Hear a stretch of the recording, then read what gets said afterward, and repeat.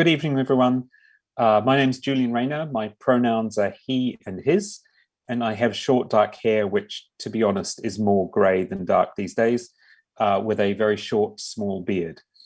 I'm delighted to welcome you to tonight's event, and also just to give a quick introduction. I'm a genomics researcher, but I have the honour of being Director of Welcome Connecting Science, and the incredibly talented people in the public engagement team within Connecting Science played a key role in facilitating tonight's event and also the exhibit that underpins it. It's our goal at Connecting Science to enable everyone to explore genomics and its impact on research, health, and society. And we work with public audiences, researchers, and healthcare professionals to help people from all walks of life to learn, discuss, and engage with genomics. We're based on the Wellcome Genome campus, which is a beautiful, leafy, green campus just a few miles outside of Cambridge.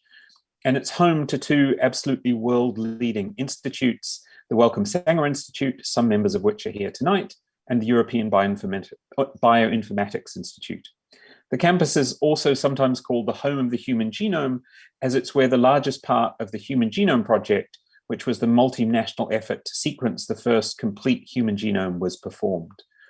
That project, the Human Genome Project, was completed only 20 years ago. It's amazing to think.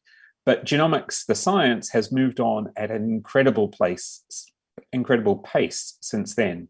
And it's very much all around us at the moment. So the news you will have been seeing about COVID variants, all of that information comes from genome sequences, and many of those sequences were generated on the Wellcome Genome campus. But genomics isn't just about infectious diseases. Genomics can tell us about the causes and consequences of a huge range of diseases, and it can also tell us about how humans, and indeed life on Earth, has evolved over time and how it's adapting to changes such as climate change.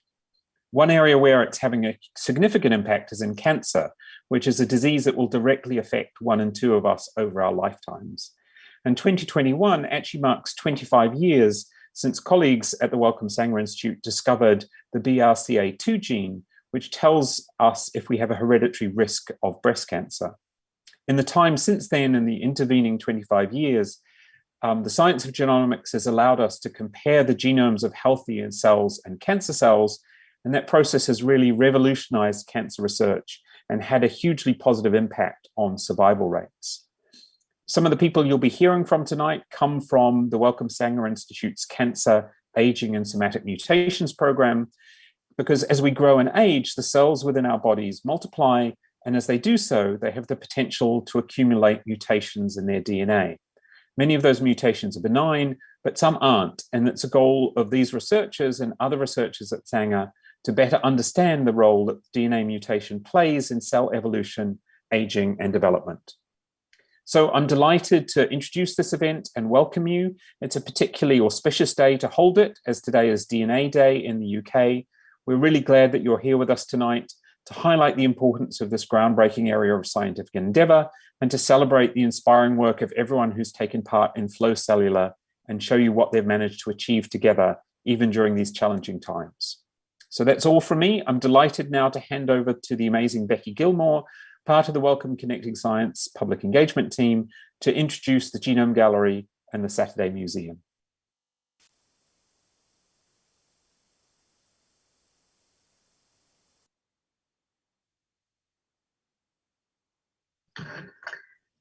Terrible, muted. My name's Becky, my pronouns are she, her, and I am dark-haired with increasingly red cheeks, it would seem now, even more so after my muting mishap. So it's wonderful to have so many of you here this evening and for you to join us to celebrate the launch of a fantastic exhibition. It's the culmination of a wonderful project that has managed to blossom in, I think we could say, quite challenging times. But before we hear more about it, it's my job to tell you a little bit more about the format for this evening and some of our kind of event housekeeping. So in the next 90 minutes, you'll hear from all of the participants and it will explore their creative outputs. You'll have lots of opportunities to ask questions throughout. We love your contributions, so don't be shy with that. We're using Slido to collect your questions this evening. If you've not used it before, it's very simple. There's a bar at the bottom of the screen which you'll be able to access and input your question. And don't worry if it looks like you're the only one asking a question. You're not. We're gathering them all behind the scenes. My colleague Beth will be working hard to make sure that we cover as many as possible. Just to say as well that tonight, like all of our events, we aim to help everyone explore the science of genomics and what it means for all of our lives. And we respectfully ask that everyone participate in this tonight in a spirit of curiosity and sharing, respecting different views, identities and experiences. This platform is being moderated to ensure that it's a safe and inclusive space for all. So when we first started this project, it was conceived that the resulting exhibition would be staged in our Genome Gallery, a dedicated exhibition space at the Wellcome Genome campus. And through there, we use a changing programme of displays to explore genomics research and consider and encourage you to think about what the social and personal impact of learning about your genetic code is. Unfortunately, we couldn't be there to have this exhibition, but the online space I think is going to be a fantastic one. But we hope that we can welcome you back to our gallery and our campus experiences before too long. We were really fortunate, I think, for this project to collaborate with the Saturday Museum, who very admirably pivoted to create a virtual environment to bring our project to life when the pandemic meant that we can no longer meet in person. The Saturday Museum is a collaborative project run by artists Lucy Steggles, who's based in London, and George Moustakis, who's based in Athens. It's an itinerant mobile museum exploring alternative models of co-creation and gentle ways to play with existing systems and infrastructures. The Saturday Museum is interested in connecting people locally, nationally, and internationally. It works by starting a flow on a theme. Flows are flexible frames, soft structures, play spaces, indeed our Zoom environment, allowing for something haptic and collaborative to evolve. Flows are triangular. They are a combination of our lived experience of digital dialogues and physical outputs. And really from that, there's no better person to tell you more about this, this whole experience and how this project could be crafted and weaved and brought to life. So it's my great pleasure to flow towards Lucy Steggles, who will lead us through this evening's event. Lucy.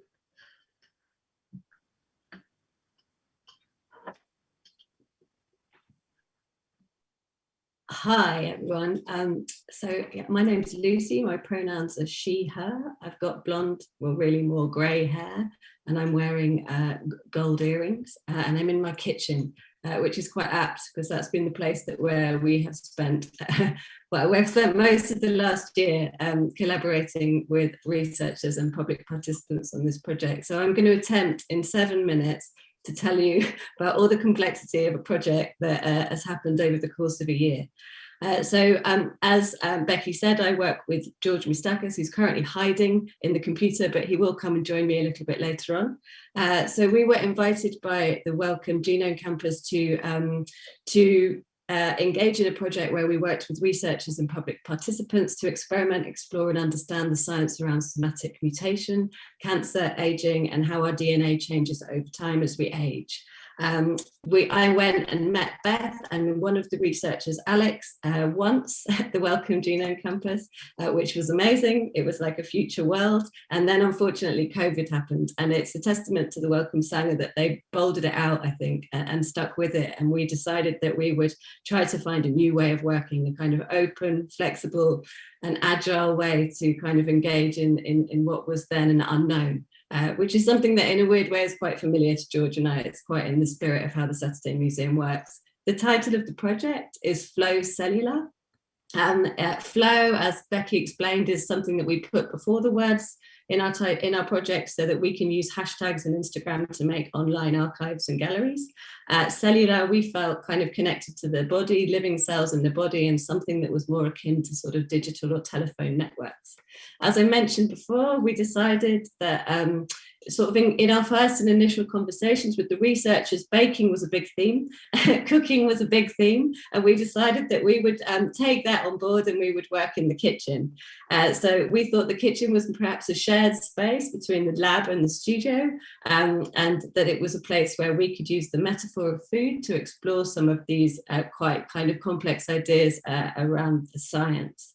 We felt that it was a creative, tactile, messy, sort of playful space. At one point, we even made our own aprons. I'm going to show you our aprons here. So so that we had aprons to keep us from getting too messy.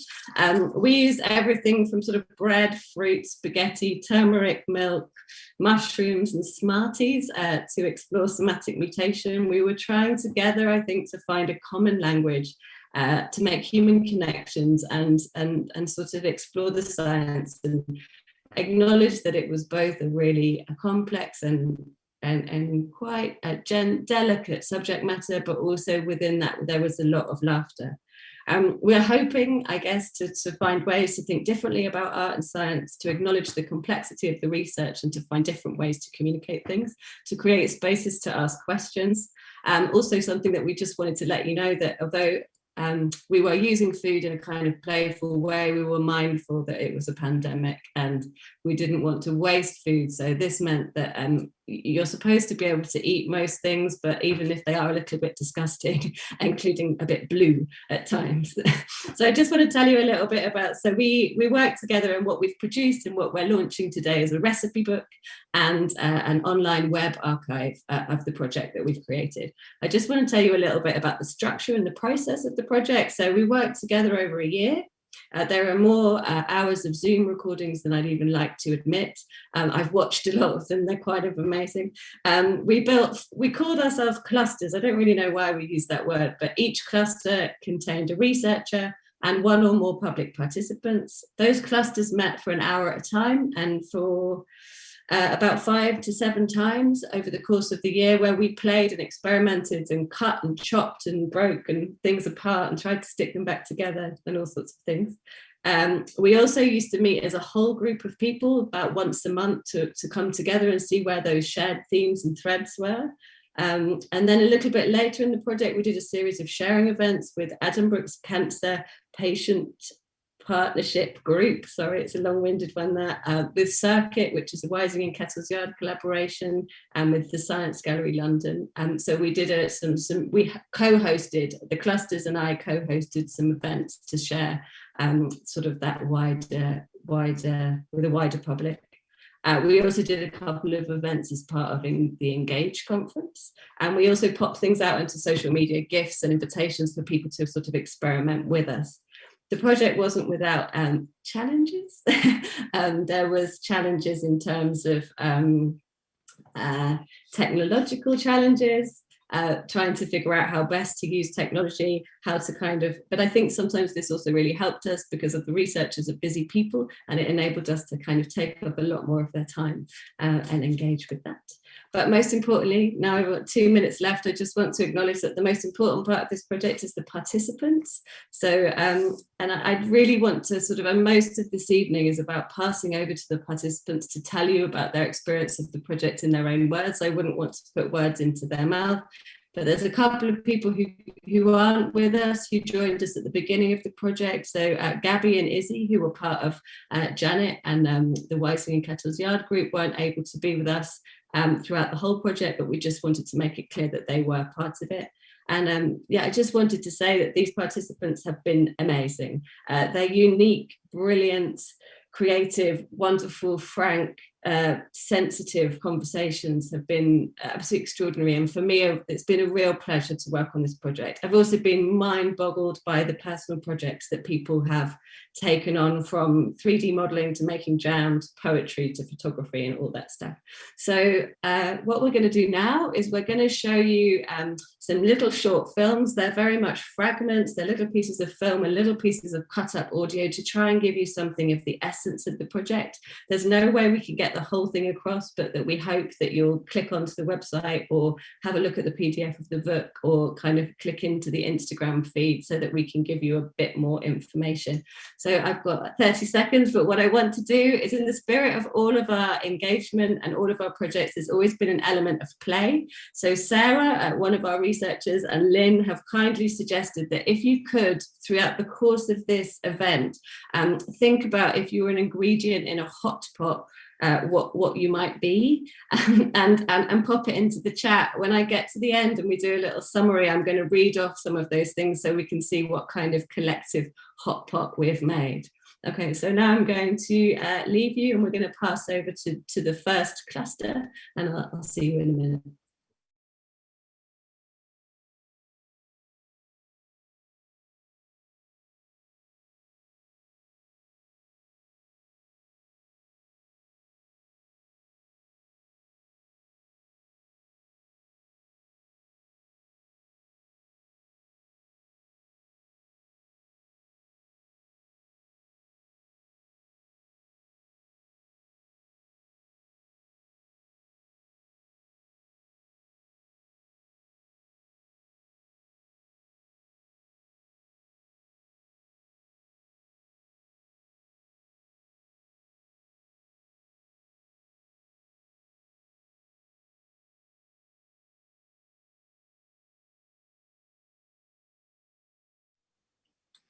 Okay, so what I've got here is my lovely sandwich biscuits representing your DNA bases. So we've got a sequence like this. Yeah. And obviously the sequence of the bases is sort of important for that's sort of the information for how your body knows how to make the sort of proteins that that do everything in your cells. And you have two strands of DNA, which is kind of the two parts of the biscuit, and these are all sort of paired up the right way in that you've got the right shapes together. But what can happen with chemotherapy drugs or sort of stuff from the environment is you can get stuff stuck, and that means that you can get all this sort of stuff on the side of them, and that makes them the wrong shape, basically. So now when one of your sort of proteins comes along to try and like replicate your DNA, what it does is it's gonna be aiming to pull these apart and then replicate it into two different strands. But it comes along and this one is obviously, it's not the right shape, and the enzymes will recognize the DNA sort of by shape and how they fit together. This is the wrong shape. So what it's going to do is going to pull that apart, and it's going to get rid of that because that's obviously wrong.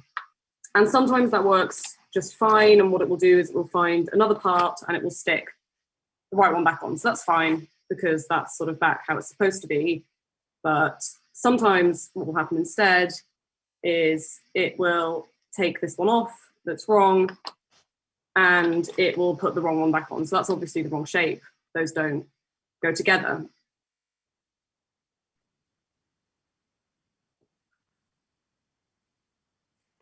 Hi everyone, I hope you enjoyed that. So I'm just going to quickly introduce you to Ellie, Ali, Anna and Charlie. I'm just going to read a quick bio for them and give you a brief overview of what we're playing at, and then I'm going to pass over to Ellie to tell you a little bit about her experience of the project. So Ellie is interested in investigating the patterns of somatic mutation caused by chemotherapy drugs, cooking and dancing. Ali has an interest in medicine, Twitch broadcasting and science communication. Anna is into communication in arts and science, dancing, taking film, photographs, and experimenting with 3D. And Charlie is interested in chemistry, yoga, and science communication. Collectively, if you look at our recipe book, the recipe that these guys made was around the ice biscuits, which you saw in the video, looking at different types of mutation that can occur in our genes, and really Ellie doing something extraordinary with an icing gun. We've also looked at sticky toffee pudding. Charlie's joined us for a workshop from her rooftop, the aesthetics of chopping board, how far you can push the metaphor of turmeric and milk, 3D modeling, and used a lot of smart Smarties. So I'm going to pass it over to Ellie now. Hi everyone, I'm Ellie. My pronouns are she, her, and I have a sort of brown and blonde hair, which is tied up at the moment, and I'm wearing a pink t-shirt and gold hoop earrings, and I'm currently in my office. And I'm a third year PhD student at the Sanger Institute, and as Julian mentioned, I work with a group of researchers, lots of whom are here tonight, that are interested in how mutations happen in the normal cells of people's bodies over time, and how sometimes those mutations can contribute to the development of cancer. And as Lucy mentioned, I specifically do research on the sort of different patterns of mutations associated with different things from the environments. That can be things like UV light or cigarette smoke, but I particularly look at the sort of fingerprint of mutations that chemotherapy drugs can leave on the genome of cancer patients' normal cells. And yeah, no, I've really loved taking part in this project and getting the chance to sort of explore some of the concepts from my research with other people. I think my favorite part's been doing some of the sort of practical aspects and thinking creatively about how I can use things like food to demonstrate some more sort of complicated concepts. And it's been really good fun to work out different ways of representing the sort of different kinds of mutations that we study in a physical way, which I think might be helpful for sort of people visualizing them more easily and stuff. And it's been really interesting to hear the sort of questions that the others have had about my work and get some feedback on what parts of my research people have found interesting to hear about and what they think about the things that we're studying, because obviously everyone has sort of personal experience or experience with friends and family with sort of aging and cancer. And as researchers, we really need people to have a positive perception of the research we do, because we rely so heavily on sort of patients donating samples and taking part in clinical trials. So I always really appreciate the opportunity to talk to people about my work and sort of hear what they think about it. And it's been really good fun. Thanks, Ellie. Hi everyone, my name's Ali. My pronouns are she, they. I have short, dark brown, curly hair, and I wear glasses, and I have white skin, and I am currently coming to you live from my bedroom in South London. I'm one of the participant group. I am a medical student at King's College London, and so came to this project with some knowledge about cancer and about genetics. And I've come away with a whole new way of exploring cancer and talking about science. I was really interested to hear about how we talk about cancer and disease with food and recipes, but this experience has been really fantastic and has gone in strange places, which all three of us, or four of us in fact, will talk about, and the other groups as well.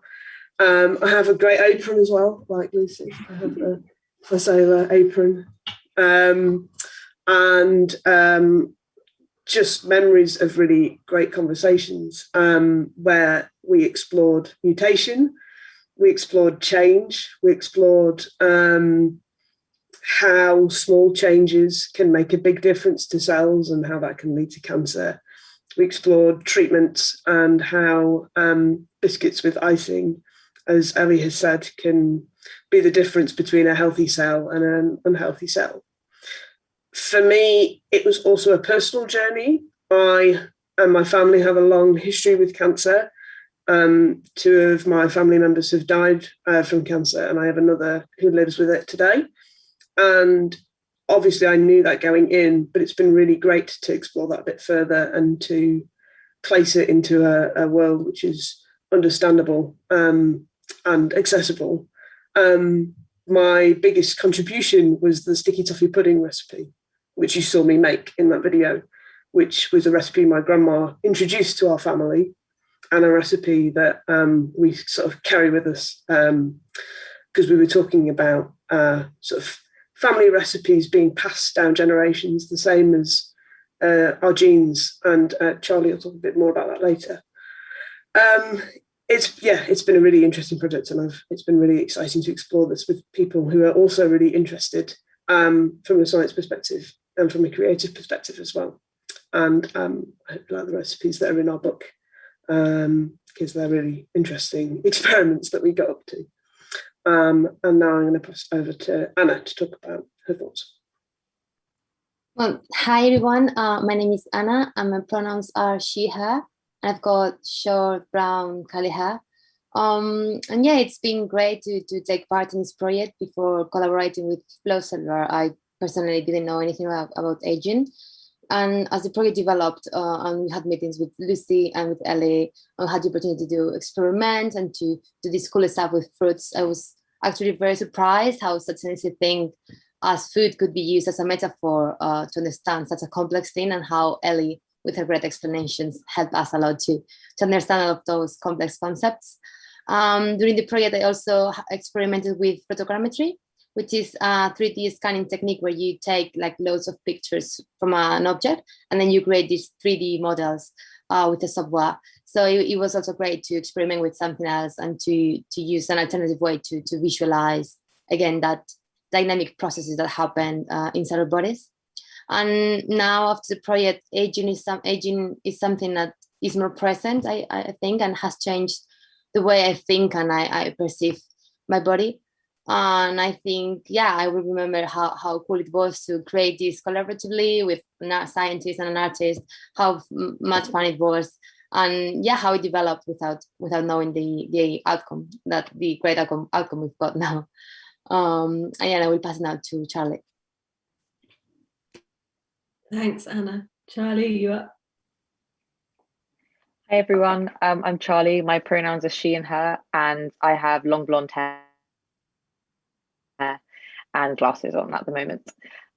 So yeah, I'm a biochemistry student and was also part of this Science Gallery London group cluster. And I particularly remember about using certain foods for metaphors. Ellie was teaching us about how mutations are occurring all the time in our body. And we were asking, okay, then why are we not always getting cancers and stuff? And she was explaining that some of them spread, some mutations would spread and cause lots of effects, and some just would happen and not do much. And I remember Lucy asking, what's something that food-wise, it just spreads when you do something with it? And I happened to have just tried to make a turmeric latte because we were in lockdown and I couldn't go get my usual one. And I remember thinking it spread really, really well and looked quite cool. So yeah, I used that with milk to show that it spreads. And when you put turmeric on yogurt, so the same ingredient on something else, it doesn't spread. And it was a good analogy of how the same thing happening in a different environment has a completely different outcome. And yeah, it was really fun. And unexpectedly, I was really into the aesthetics of chopping boards and seeing which one would look best on camera. Turns out green is not the best. And thanks, I'll pass back to Lucy. That's great. Thank you, Charlie, Anna, Aless, and Ellie. I just also wanted to mention Anna had an assistant, Rafa, who really helped with the 3D modelling, and I just wanted to bring his name into the space. He's credited in the book and on the website. And if you want to see some more of those experiments, especially Anna's and Aless's stop motion animation, Anna's 3D and Charlie's turmeric experiment, they're all there in the book, and they're all there online. I also think just what Aless was saying about the sort of humanness of the project, and there was a lot of looking at the science, but there was a lot of during the project we thought of everyone as experts. So we had the researchers as experts, but also our public participants are experts, and as Aless kindly put, everyone has a lived experience in some way of aging and cancer. So I'm just going to see if there are any questions in the chat for this group. Beth, are you there? Any questions? If not, I think we're just going to have to maybe expand a little bit. I'm not seeing any, so we'll have to have a look. Just give me 1 second. No, not at the moment. So I think, guys, if we've got just a couple of minutes left, we've got about 4 minutes. So I just wondered if you wanted to use this opportunity to say anything else, or something that someone said had triggered something for you, or something else you might want to share. I was Charlie. thinking, go on. I was going to say, did Charlie, because we talked before this event about the story of the Granny Boy Biscuits. Do you want to tell the story of the Granny Boy Biscuits? Because I think that was a really... Okay, go for it. So we were discussing family recipes, a bit like how genes are passed on down the generations within your family. And we were thinking of recipes that have been passed on perhaps from grandmas or great-grandparents. And as I was trying to think of something, I thought of, oh, the Granny Boy biscuits that I always used to make with my mum. And I'd recently been to see my family in New Zealand, and I do have family with the last name Boyd. And so I just put two and two together and thought, okay, that's our family recipe.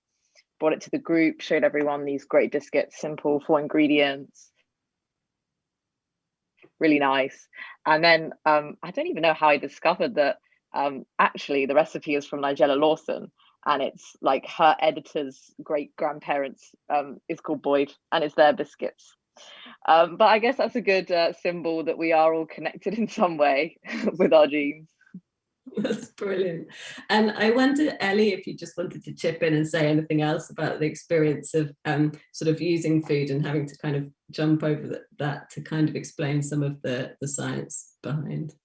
Yeah, I know. I was sort of surprised by how easy it was in some parts to sort of think of sort of metaphors that linked the two. I remember doing that sort of session where we had all the different pieces of fruit and people sort of cutting them up in different ways, and then sort of asking me if this happened to your genome, like this cut up banana that's been stuck together, like what do you think that might represent? And it was surprisingly easy to sort of think of ways to link it. It was actually a really, really good metaphor for it. That's great. Thank you, Ellie. Someone has asked in the question if the book will be available to see. I have one of the only current copies of the book. This is it. And I will, there's a full PDF version on the website that you can have a look at. So whoever asked that question, that it is there for you to see. And then there are a number of copies. So if you're very interested, do let us know, and we can maybe arrange to get one sent out to you. If you want to. So I think, guys, we just have 1 minute left. So does anyone from this group have any final thing they want to say before we sign out? No? We're good. Okay, so thank you very much. So I think we're now going to pass over to our next group. Thank you very much.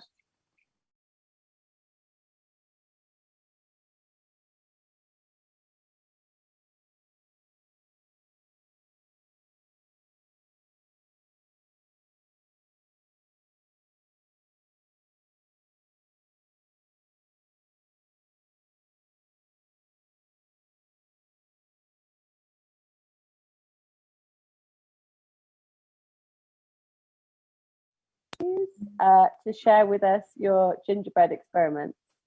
Yeah. So one of them is still in progress and is a fantastic mess right now. But one of the reasons, one of the side effects of being in self-isolation is that I can't go out and get ingredients. So I had to get the Sainsbury's delivery well timed to basically timed it for this session. Thank you so much. That's really kind of you. And so I have lots of gingerbread. Wow. Way too many gingerbread men than I can actually ever hope to consume without being quite unwell. I think your neighbours are going to love you. I think they're going to come out, open the door, and there'll be a doorbell ring, and then they'll each have a box of cookies outside their door. I think they're going to love you. Yeah. So I'm not entirely. This would work a lot better in person, but we'll give it a go. Yeah. Lynn and I are willing, aren't we, Lynn? Are we willing to participate as best we can? I trust Sarah. Yeah, so I think the way that I would envision this working with, if we were going to get this to be done by somebody else, is that, you have your gingerbread man, and then you also need 4 icing tubes, these are writing icing tubes. And I like the idea of gingerbread men because it kind of like again, like, or coming back to what you were saying earlier, like it's the idea that behind each of the tumor genomes there is a person, and that all of that person's identity, hopes, dreams, not just their epidemiology data, like they're actual people.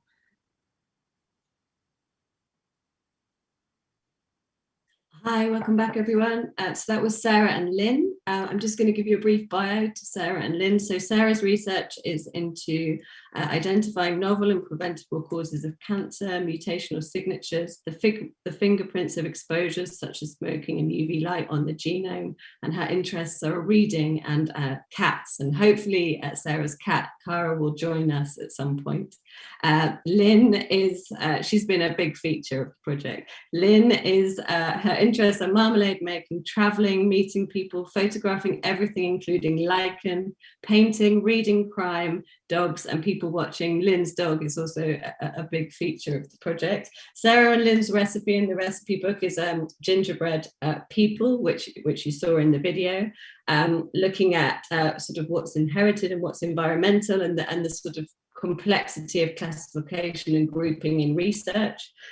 Themes that we've looked at over the course of the project have been cats and dogs, books, spaghetti, dying tangerines, different kinds of mutation, cookie cutters, Sainsbury's deliveries, marmalade, to name just a few of those things. So I'm going to pass you over to Sarah now, who's going to sort of talk a little bit about her experience, and then we're going to go over to Lynn.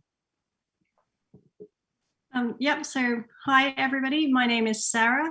My pronouns are she, her. I have long brown hair, which is in dire need of a haircut. I wear glasses, and I'm in my kitchen currently, where we've done a lot of the experiments, and my cat is actually asleep on the sofa, so unlikely to make an appearance tonight. Although she has, as Lucy said, been a feature of most of our experiments. So I've really enjoyed working on this project. In many ways, we've gone on a scientific journey. So we started off by working with different foods to try and explain some of the basic concepts of mutations. So you may have seen in the video the dyed orange, where I've dyed my fingers for 3 days. And yeah, we demonstrated the basic concept of mutations by switching out different segments for ones of a different color. And we made our way from those kind of building blocks on over to like my actual research, and we found a really good analogy for my particular research in gingerbread men. So my research focuses on something similar to what Ellie was talking about earlier, so the patterns of DNA damage. So our project, we collect data from cancer patients from across the world, and we're looking at cancers which are very common in some areas and very rare in others, and looking for the differences in their genomes, and combining that with a lot of information about their lifestyle as to try and figure out why some people might be at higher risk of some cancers. So I have some of these gingerbread men here, and the reason why they made such a good analogy is because they represent not just the mutations, which are these icing dots on the gingerbread men themselves, but also because they represent the person themselves. And getting to know Lynn as part of this project has been one of the highlights of it for me. So yeah, and it's been a massive surprise at how many different foods you can use to explain science. So yeah, so the oranges, gingerbread men. I found myself painting spaghetti late at night. It's been a lot of fun. So I'm going to pass over now to Lynn. Thanks, Sarah. Sarah, my name's Lynn. I've got long blonde hair, rather crazy. I'm very pink because I got sunburnt this weekend on a windy camping trip, and I'm white, and I'm wearing jewellery made by my favourite jewellery made by my ex-boss, who, when I fell ill, supported me all through a lot of my treatments.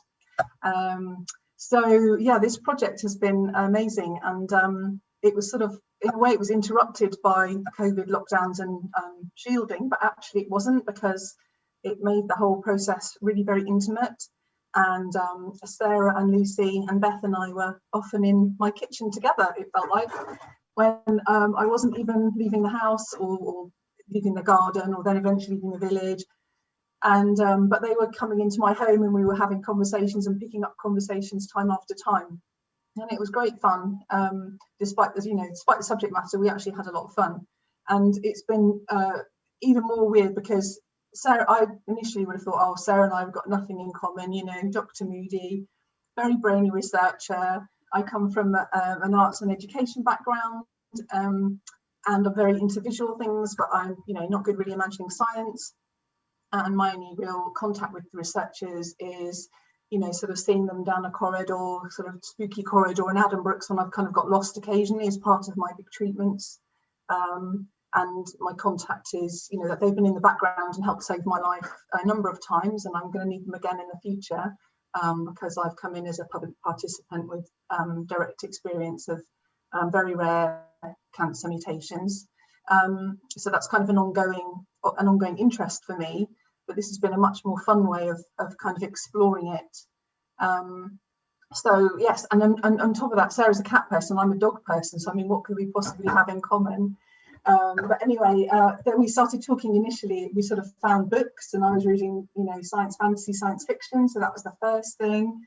And then through our making together, when Sarah was floating, for me, really quite difficult scientific concepts, we were baking and making, and that again kind of felt very intimate, making and all talking while we were chatting and making, which felt very bonding experience, although it was on Zoom, which is one of the strangest things I think I've ever done, trying to cook jointly on Zoom with people that you've never even met.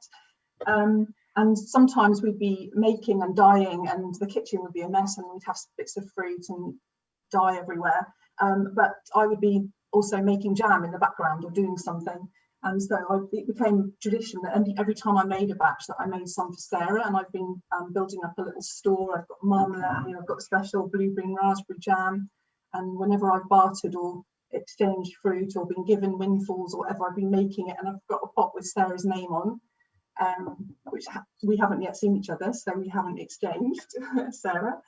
And I was at the beach this weekend, and I was thinking of Sarah, and I was looking at rocks, and I brought back Sarah a very fascinating rock with lots of kind of mutations and things in, and it just made me think again about our project and things in everyday life that resonated, including trees and lichen. I think so. I just think it was amazing to find out how much we had in common, and I'm not less in awe of researchers, quite the opposite. I think hearing everybody's experience on the project has been, has really, blown my mind. So that was really no surprise, but I'm surprised how much I've enjoyed it. And I think, like Sarah, we both said, getting to know each other and having Lucy helping us along has just been the best thing and the best experience that I could ever have had during COVID as well. So thank you. Oh, thank you, Lynn. That's amazing. And the jam is amazing. And I think it's important to reiterate that most of the researchers have obviously met each other, but most of the other people on this screen have never met before. And so, to really be able to build these sort of genuine human connections as part of the project seem really valuable. We've got a couple of minutes left, guys, but there's a couple of quite important questions. One for Sarah. How do you paint spaghetti? With difficulty is the answer. I did try dyeing them first, but when you get spaghetti wet, it goes, obviously it's not solid anymore, so that failed. And so I decided to just paint it with acrylic paints, and that worked. That did the trick. Okay, so that may be one of our slightly less edible food metaphor Definitely, projects. yeah, I don't recommend that.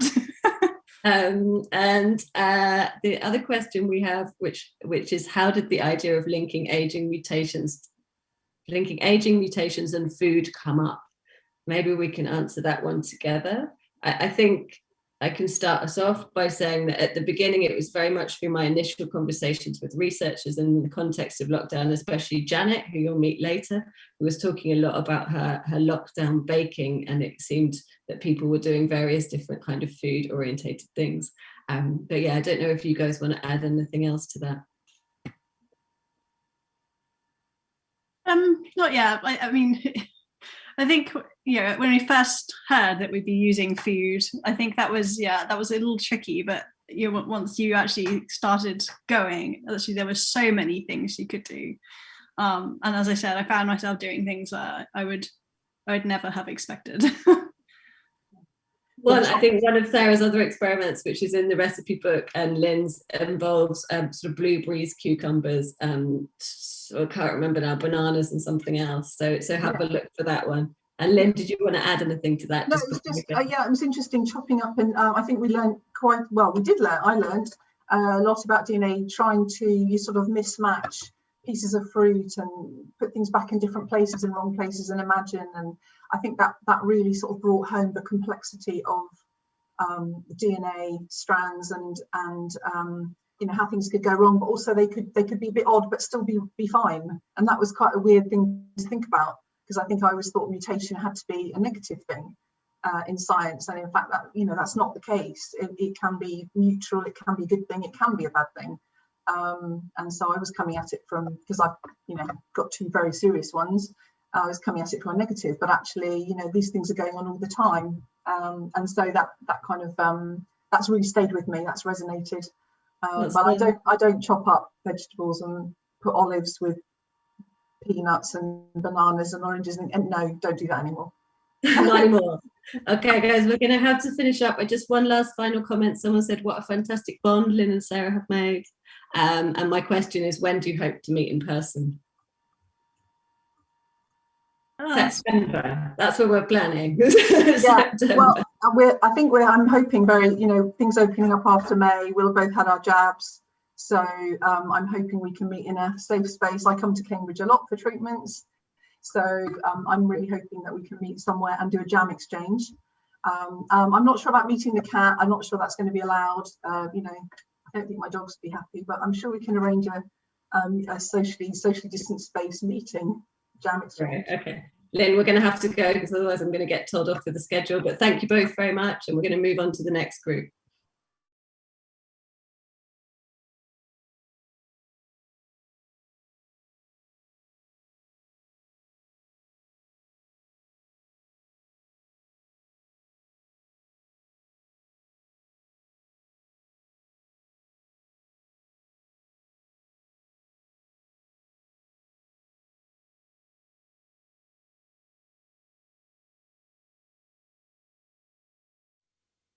I'm still quite sticky.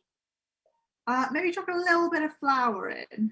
Yeah, I think you're right. Oh my God. Now it's sort of, you see my dough? It's kind of sort of less sticky, more coming together. Okay. Whoa. How that changes anything. Is this meant to teach us the mutation processes is meant to be chaotic? Yeah. I think. And a little. Yeah, go on, Jen. Sorry, I was just going to say the constant need to like adapt and add more flour or add more whatever, if that makes sense. Yeah, it does. So like the body kind of compensates and it's trying to kind of make it right if it was. And so if there's not enough flour, it will add more flour, but then it's at the point where something goes wrong. There's too much of something or too little of something. Exactly. I think if you add some of whatever you're using to colour your dough, however much you want, and that's kind of supposed to kind of sort of symbolise a mutation or a change that's happening, and then sort of fold that into your dough. Oh my God, I don't know what I've done. It's very green. Yeah, and it kind of just sort of gets everywhere, right? And this is sort of supposed to symbolise, and don't mix it in too much. Okay. The point of this is kind of a little bit like there are still regions when this mutation process occurs that look relatively normal, right? And okay. So normal dough, and for me it's red here, that's sort of intermixed with this sort of red mutations, if you will. And there's now, it's so ingrained that there's no way of getting this out, right? And the more you do to try and fix it, the more it kind of just becomes a mess. Hi, welcome back everyone. So who we have here now is Janet, Matty and Ken. We're going to tell you a little bit about what was going on there. Just again, the short bios. So Janet's research is looking at structural variants in genes, the 3D genome, what happens to DNA when it experiences significant trauma, and all of those pictures are of her baking, which is quite extraordinary. I think that's just 1 year. Matty is interested in curating art, science collaborations and creative writing, and she's going to read a little bit of her creative writing for us in a minute. And Ken is interested in science communication, discovering science and arts in daily life as an economic naturalist, photography, curating and cooking. And Ken's going to share some of his experience with us in a minute. So Janet, I'm going to pass over to you. Hi everyone, thanks for joining us this evening. So I'm Janet. My pronouns are she, her. I have long brown hair and I'm here in my bedroom. And so I'm a researcher at the Sanger Institute, like all the other researchers here today. And I kind of look at these sort of big changes in genes. And these big changes tend to happen in cancers, and you'll take a big part that's supposed to be in one place in your genome and it's put somewhere else. And this happens in cancer, but actually it can teach us quite a lot about what's important and sort of what's important in how the cell looks like, what it does, and how it functions. And sort of if we can get to grips with what's happening in cancer, it will help us understand the cancer, but it will also actually help us understand sort of things about normal cells. And as Lucy has said throughout this call, sort of Flow Cellular is focused on the kitchen and on baking. And I think that's been quite nice because it's kind of relatable to everyone. Everybody does cooking. Everybody has at some point probably tried to make a cake. And so it's kind of brought us all together. And actually, I'm, as Lucy said, really interested in cooking and baking. And I've done a lot of baking even before the lockdown, but we got all locked down and there was literally nothing to do. So I ended up doing more and more baking and kind of tried to incorporate this into our sort of Flow Cellular activities. And it was really interesting because the baking is relatable, but the science concepts that we all think about and study all the time aren't so relatable. And it's quite easy for us as researchers to sort of use all these scientific words and not remember that most people have no idea what we're talking about. And so it's been really fun actually to work with Ken and Matty, but also Gabby and Izzy, who aren't here today. And they've just like thrown themselves in there. So it worked out quite well. And we've done lots of these little experiments. So we've been tearing up bread to try and sort of symbolize the chaotic mess that happens in cancer and trying to put it back together, which is kind of what I do in my PhD. And everybody has realized that actually this is kind of hard to do. We've been putting oil and water together and trying to get the oil out and trying to see how mutations kind of get everywhere. We've been frying up mushrooms as sort of an analogy for damage. But actually, as we saw in the video, one of our biggest experiments has been this flatbread recipe. And so we made this flatbread and thought about how cells are constantly adapting because the flatbread is constantly changing. And the dye that you saw in the video is sort of this metaphor for mutations and trying to get mutations out. And turns out it's quite difficult to get this dye out. But yeah, I think it's been a really interesting experience to try and better my communication skills, but actually it's been super easy because Ken and Matty have just been so involved. And I'm going to hand it over to Matty now so she can tell you what she's thought of the experience. Hi, I'm Matty. My pronouns are she, her. I'm white, I have red hair, glasses, and I've got a Zoom background of the beach. So I've had loads of fun with this project, making flatbread, but also learning really interesting stuff about the science, which Janet explained very clearly, not coming from a science background. And it's been really interesting learning about the potentials of like art science collaborations and learning, particularly as I'm a curating student at the Royal College of Art at the moment. So I was really inspired and decided to write a little creative writing piece about what food means, and this really powerful idea of like sharing together, which we really experienced on the Zoom calls together. So I'll just read it out now. I dreamt last night of a time when we can gather again under smells of freshly baked bread, of rosemary and olives, young and old kneading together, flour like a snow flurry blanketing the wooden surfaces. A grandmother shows her grandchild how to flip and roll, to bring air to the dough, to help it grow and change under the hot oven. Do we change too? The grandchild asks, squishing sprigs of rosemary and olives into the bread. Yes, our cells mutate so often. It's part of growing old, aging, passing on wisdom. The dough enters into the hot oven and we wait until it's crispy and brown. We bring it out to share, a communion in a time when the virus mutating isn't causing harm, and we can nourish ourselves without fear. I'll now pass on to Ken. Hi everyone, thank you for coming to this event. I'm Ken, my pronouns are he, his. I've got black short hair, I'm Asian. I come from academic backgrounds in social science. I'm a doctorate student.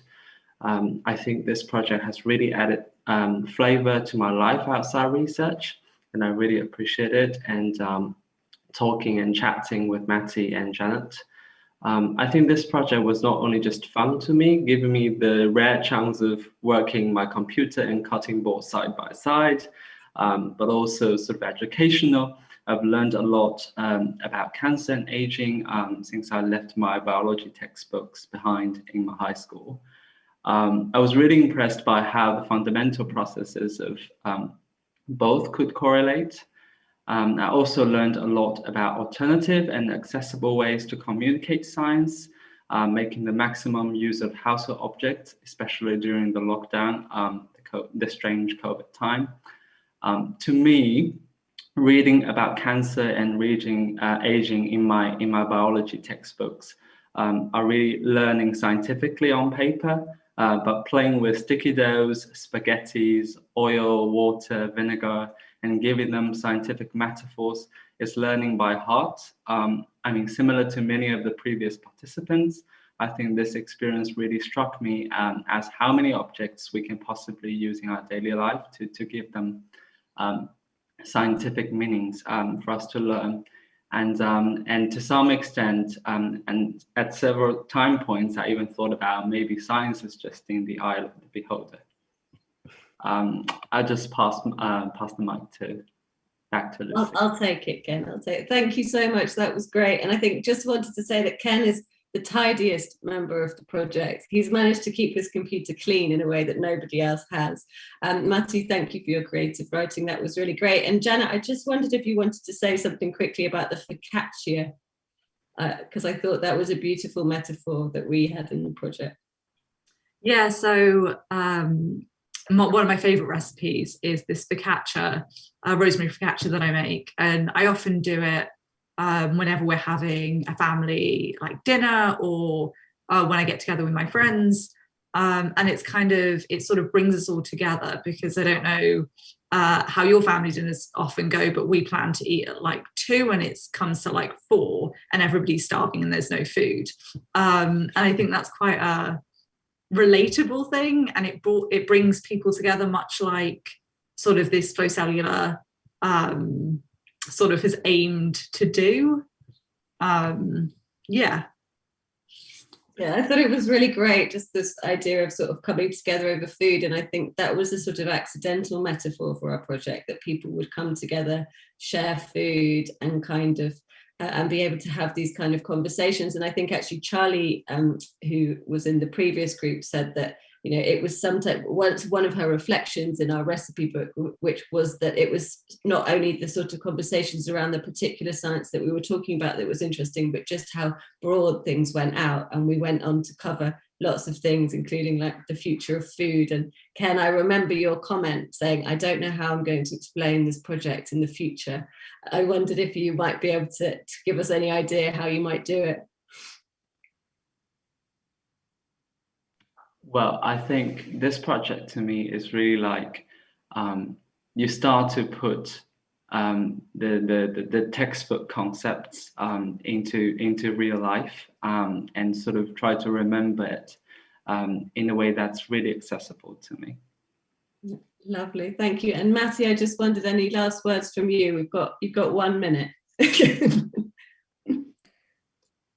I mean, it was just how much fun we had in the project and how messy it got, and almost like the space of often doing an activity together can allow people to ask the sort of questions that they felt nervous about, or for people to bring up experiences, which was really nice because it meant we could get hands-on, but also there was lots of time for further engagement beyond just the making of the food. Matty, I think that's a really important point, and thank you, because it's something I forgot, that we wanted to make these spaces, and I think that was a lot of feedback, that people could ask those questions that sounded a bit silly, but there was an amazing researcher there available, and Janet was great, and the flatbread was quite something. I've never seen so many people online on Zoom at the same time getting so sticky and making multicolored flatbread. So thank you very much, guys. We're going to go to the next group now.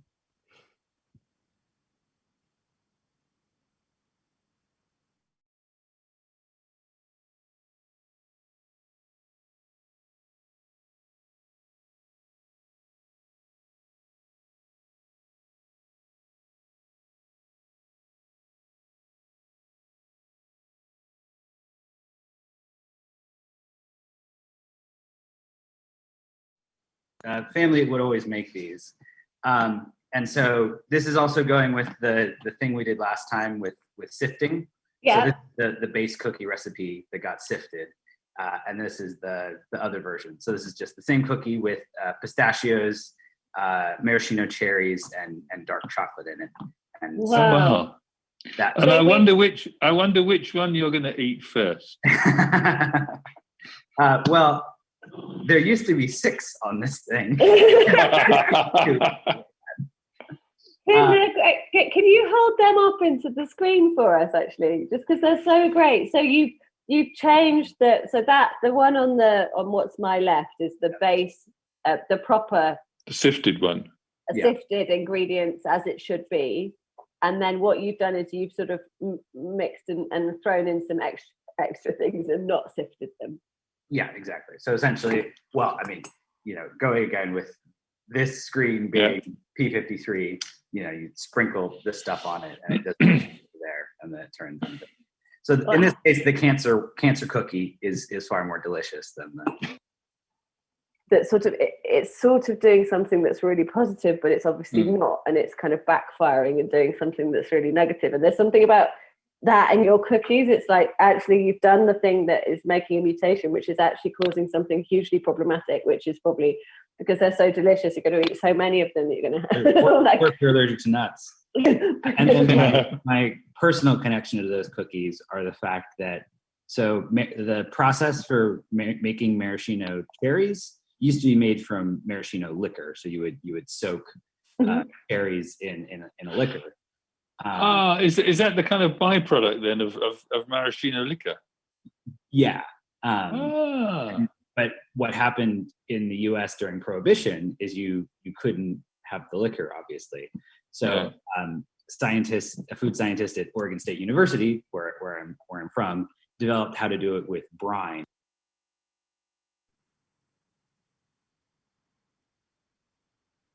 Okay, welcome back. So as you can see, Tim and Mike's key question is a maraschino cherry really a cherry? So I'm just going to do a quick bio. So Mike is interested in cryptic crosswords, languages I've got here, travel, making abstract art, and Google Threads. Tim's research is around breast cancer, genomics, and circulating tumors in DNA. gaming, treasure hunts, and slow cooking. The recipe that is the main recipe for these two in our recipe book is the pistachio cookie recipe that you saw, which was looking at the role of TP53, which Tim will probably explain a bit more for you in a minute. Asking the questions about whether a maraschino cherry is really a cherry. Some of our experiments involved fire, lots of things around language, looking at the language of science, things like telomeres and metastasis. I still don't know if I say that word right. Mike did some animation, some poetry. Tim made pesto, did a lot of things with a pestle and mortar, and we learned from Mike that jam and fried bread is something excellent to eat. So I'm going to pass you over to Tim, who's going to explain a little bit about his experience, and then Mike is going to talk a bit and read us some poetry. Hello, I'm Tim. My pronouns are he/him. And I'm a scientist at the Sanger Institute, where I, in my normal day job, look at mutations that happen in normal breast tissue to see what we can learn about how normal breasts turn into cancerous breasts. So yeah, one thing I quite enjoyed about this whole process is just, you know, the starting at, you know, a list of ingredients or some vague idea of an analogy or a metaphor that I want to make in the kitchen, and then kind of field testing that with Lucy and with Mike, and then you know, in several cases improving upon the original idea as we were actually going. So like, for instance, with the cookie recipe, one thing that, like, after we got into it, you know, the kind of the end, you had one boring cookie and one very colorful, delicious cookie. And, you know, being able to turn that kind of a step further to think about how, well, really, you know, the tumor is covered in all these mutations. In this case, they'd be cherries and chocolates and whatever. And there's a whole type of cancer therapy that's called immune therapy. And the whole idea is that because the tumor is covered in all these extra bits, it's so much more colorful for your immune system. So if you can figure out how to turn the immune system back on, so it eats the delicious cherry cookie and ignores the boring cookie without any chocolate or cherries on it, then you're able to improve treatment. And so that's the kind of thing that, you know, I wouldn't have ever put any effort or thought into before this whole exercise. But being able to, you know, kind of talk through things, come back to them maybe a week or two later, and improve upon the general analogies. So, I mean, one time, Mike made a comment about, you know, cancer being like one of those trick birthday candles. So you blow it out and then it catches back up. And then, you know, that got me thinking about, okay, well, we can use kind of fire as a metaphor for cancer and cancer treatment. And, you know, sometimes in order to put a fire out, you have to destroy a house. And so that's why you really need to try and catch that fire early in order to be able to get rid of it without having a whole bunch of extra damage. And then one great thing about this whole experience is that Mike is quite the poet. And so being able to, you know, synthesize my babbling into a nice, you know, short little poem about some point that I was trying to get across, and then, you know, seeing sometimes that the point didn't get across exactly how I wanted to, and then working on that was always very useful. So I'm going to turn it over to Mike, and he can tell you about his experience. Hi, thanks, Tim. My name is Mike. My pronoun is he and him, and I'm currently wearing glasses and a somewhat worried frown. I must start with the caveat that I'm not a scientist. So I hope you'll forgive me if my understanding of some of these concepts might be a little suspect. Early in the project, I started to experiment with some stop motion animation using Scrabble tiles to play with the word metastasis and to investigate how a patient might first learn about it. And we saw some of that in the introduction.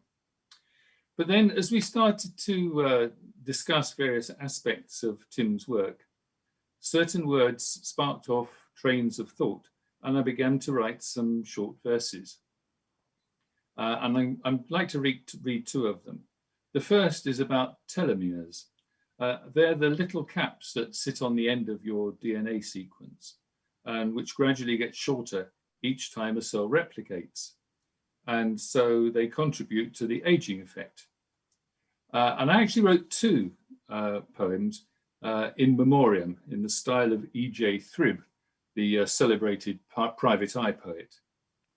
The first poem was broadly sympathetic to the jobs that telomeres do. But then I thought about them again. And I suppose because of my age, I started to resent their lack of staying power, their lack of true grit. So here is that later poem reflecting on what they do. So, farewell then, telomeres. When I was younger, you kept my chromosomes happy. Now, just as things are getting tougher for me, you're giving up. Beware. Do you think you can jump overboard like rats leaving a sinking ship? Remember this, your fate is intertwined with mine. So without me, you cease to exist. Who'll be laughing then, eh? It's literally the nuclear option, mutually assured destruction. Sounds quite a happy one, doesn't it? And then moving on to my second poem, I believe that many cancer patients feel that it's easier to think of their cancer as something that they can envisage, something that they can personify, and therefore something that they can fight against. So when we discuss with Tim how cancers are switched on and off by certain molecular keys, I thought it might be interesting to address a personal poem to a cancer, a new cancer that's just starting to grow. And this one is called To My Tumour. To succeed, little tumour, you'll need the key to turn off a protein called P53, which looks for damage in cell DNA, and finding a rogue cell will put it away. So I hope you don't find that key anytime soon, or I'll finish up singing a different tune. So that's it from me. It's not exactly Percy Bush Shelley, I know, but it's not as bad as some Vogon poetry. So back to you, Lucy.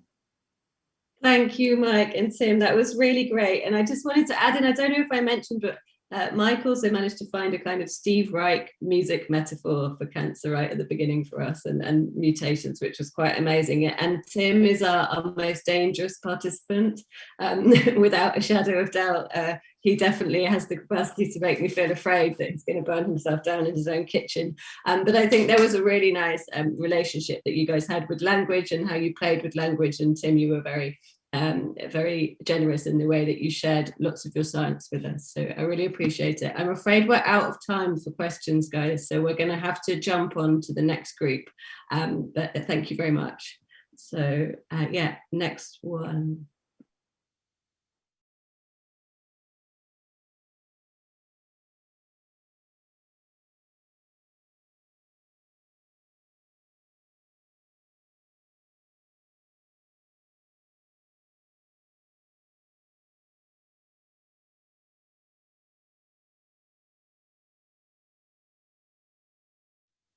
I thought actually, so that it's quite simple. The key thing is really that we're looking at animals that live different amounts of time, like a mouse that lives for 2 years and an elephant that can live for 80 years. And like, why is it? Why does a mouse only live for 2 years? And how come an elephant can live for 80? And what we're kind of finding by looking at the DNA is that they run it, basically these animals are kind of living at different speeds. So I thought a way I might be able to play around with that is sort of with an hourglass concept. Mm-hmm. This is, if you imagine, this is kind of your cell getting mutations over time. And what we find is that basically every animal, once it's got 3,000 mutations, that's kind of the end of its lifespan. We don't know why it's that number, but it seems that all animals, if you look in their cells, at least we're looking at one tissue at the moment. So we're looking at the colon. And different tissues get mutations at different rates. But if you compare the colon cells from an elephant, we have tigers, we look at lions, we look at ring-tailed lemurs, naked mole rats, mice, rats, horses, cows. We look at a lot of different animals, and they all, by the end of their life, get about 3,000 mutations in each cell. But that obviously that speed at which they get mutations must vary, because a mouse is only alive for 2 years. So if you kind of think of each of these grains of sand as a mutation happening in the cell, if this is human, it's happening very, very slowly. So it takes 80 years for us to get 3,000 mutations. And then I don't know if this will work, but I thought I'll try making it like a faster hourglass. It's a bit longer than 80 years.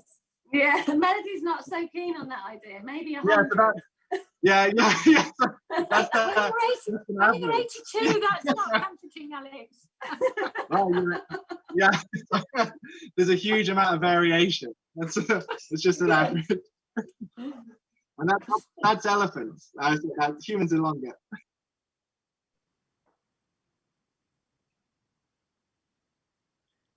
That's my ultimate favourite piece of video from the whole project, so I hope you enjoyed it. So this is our last group. We have Alex and Melody, who are going to share with you some of their experiences of the project. Alex's research is around animal genetics, as you probably gathered, laser capture, microdissections, somatic evolution, paternal age mutations, art, and he has interests in art and illustration. Melody's interested in abstract photography, the story of radiation, kintsugi, and baking. We worked a lot around Alex's research, and we did their recipe in the book is around creating fruit and sort of vegetable animals. We made these fictional animals, and Alex had to sort of speculate on their lifespans, and we had a conversation around them. We made a charrot and a slug cumber, so you might want to use your imagination, imagine what they might be. Other things we looked at was the kind of metaphor of kintsugi, of break and repair, bubbles as a way of talking about sort of the number of mutations. We sowed bananas. Melody made an amazing potato tortoise. Alex made some wonderful illustrations for us that you can see in the book. Melody has taken over Instagram with her photography. Alex also did a wonderful demonstration with an ice cream mold, trying to do a lab demo for me with an ice cream mold, and did a personal lab tour for the group and for Melody of the lab that we can't access, which is also on the website. So if you want to have a look at that, then please do. So I'm not going to take up any more of their time. I'm going to pass over to Alex to tell you about his experience. Hello, everyone. I'm Alex. My pronouns are him, they. I have white skin, black beard, and I'm wearing glasses, and I'm currently in my living room. And yeah, so this project's been a really unique and surprising experience for me. So in our department, we study how our bodies are constantly changing and evolving as we age. And as a scientist, I love the research that we do, and I'm always looking for ways to share it with others. And I think the things that we're learning about our bodies can kind of change how we see ourselves. But unfortunately, it can be really difficult to convey this to other people. When we think about aging and mutations, there are often many negative connotations that we have. So I really wanted to find a way to kind of make the invisible worlds that we're discovering visible and create a visual language that conveys some of the excitement and wonder of the things that me and my colleagues are discovering along the way. And previously in the past with public engagement, I've often found that a lot of public engagement felt like we were engaging at the public rather than with the public. And so I think this project's been really unique in that respect. And that right from the beginning, we've been engaging with people and communicating with them rather than at them. And I know it probably sounds obvious, but I've really found that the best way to kind of engage and find informative ways to communicate with people is to involve those people in the process of creation right from the beginning. And with these regular meetings with our kind of participants, that's been happening all along the way. And I found that to be a really amazing way of engaging with people about research. And working with Melody, who you'll hear more from in a minute, has been absolutely fantastic. We've done amazing kitchen experiments. We found new ways of talking about science, thought about new ideas for new research projects. And it's been super rewarding and fun, and especially during the pandemic, finding ways to interact with someone and talk about science has been brilliant. I don't want to take up too much more time. I think my last thought is just that it's been fantastic seeing these other groups also and how everyone's brought their own personalities to the projects, and then hearing from them again and seeing how every unique pairing has brought out different ways of communicating about science. So it's been a really fruitful project. And now I'll hand over to Melody so she can talk a bit more. Thanks, Alex. Hello, I'm Melody. My pronouns are she, her. I also identify as a tortoise because I'm so ancient and very slow.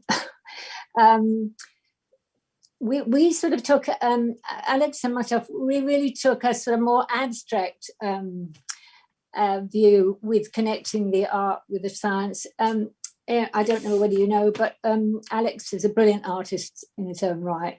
And so we were slightly off the track of we didn't use recipes, for example, and we didn't really use cooking. I think someone mentioned something about do you look at your life with, is your glass half full or half empty? And I just thought, mine's bubbling over. Mine's always full to overflowing. And I don't know who it was who thought of the bubbles. We have used bubbles before with Lucy. I've worked on many projects with her, and we have used bubbles. And that was the most exciting thing for me, was the way that Alex explained the life of different animals. There's mutations, how many mutations that each animal has. And when you reach 3,000, that's it.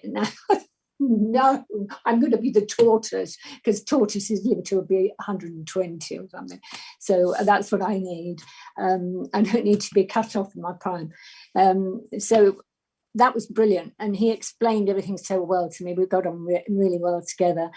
We made... So we did, because I'm very interested in photography, and I needed to do some really, apt photography for this project. And it was lockdown. I mean, I've been shielding, isolating, there's nothing around. So it forced me to be very creative in what I was doing. And it really did me a favor, actually, because I just went off on a completely other track, with my photography, and I'm still out there doing this stuff, and really enjoying it. I found it a very transformational experience. With photography, it actually changed my life and has changed the direction of my life. So I will always be very grateful for that. Just amazing how you have to use, it forces you to be more creative with everything that you think about in a way. I had a lovely afternoon virtual tour of the Genome campus site. 132 acres it was just an amazing afternoon. The state-of-the-art facilities with the conference rooms, the labs, the data bank storage areas. I had to actually ask Alex very kindly explain to me, what a petabyte was. I had no idea, let alone exabytes, but what was really extraordinary was he said, do you know that we can store whole libraries of data in synthetic DNA? Whole libraries for in something the size of a test tube. Well, that really blew my mind. This is something out of science fiction, if you like, the future of science. It really opened my eyes to, because I don't come from a science background at all. The closest I come is I have a grandson who's taking a chemistry degree, and that's the nearest I've come to anything scientific. But so that was an amazing. I thought, I would love to actually see, be able to do that site in real life, and perhaps we will get a chance to see it over the Genome campus, which would be really interesting.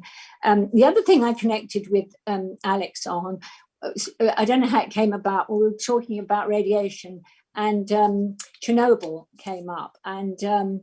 When I found out that Alex had been to Chernobyl, I was so jealous, because it's somewhere I've always wanted to go.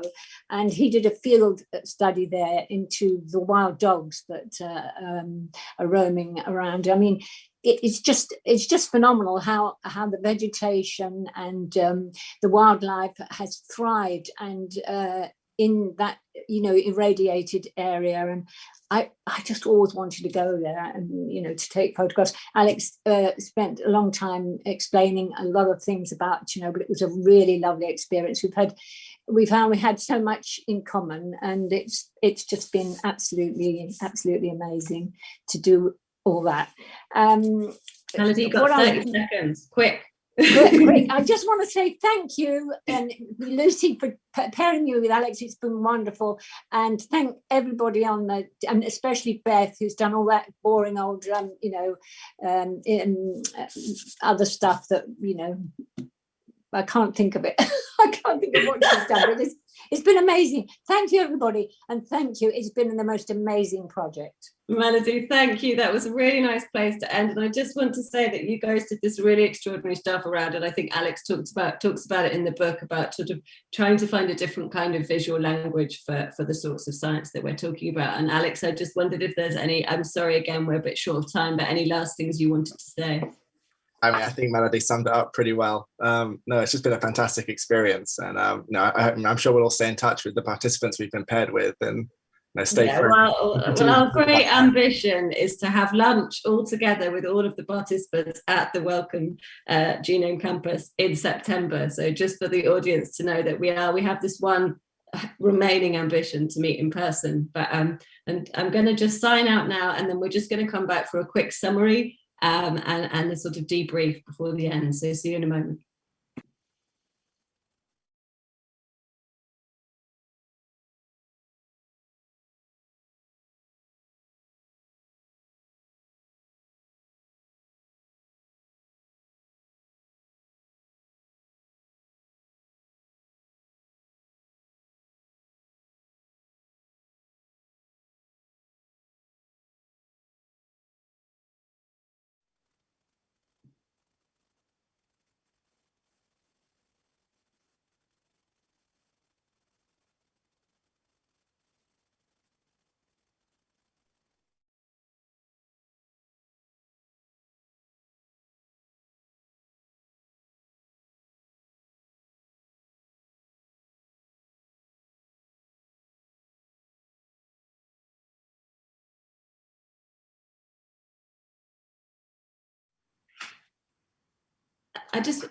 We're just at the end of this launch today, and I just want to say thank you. It's a real shame I can't see any of you, but thank you for coming.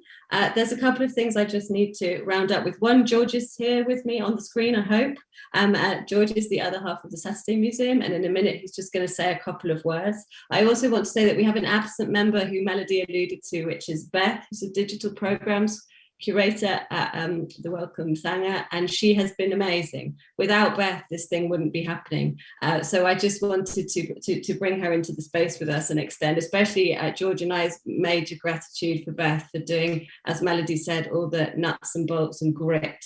And so I'm just going to pass you over to George to say a couple of words. Then I'm going to read our collective hot pot and a final quote from the Saturday Museum before I pass over to Becky for the final words. So if you can just give us a couple of minutes, that would be great. George. Hello, everyone. My name is George Mustakas, and my pronouns are he and his. I've got short hair, olive skin, and a mustache, and I'm in my living room in Athens.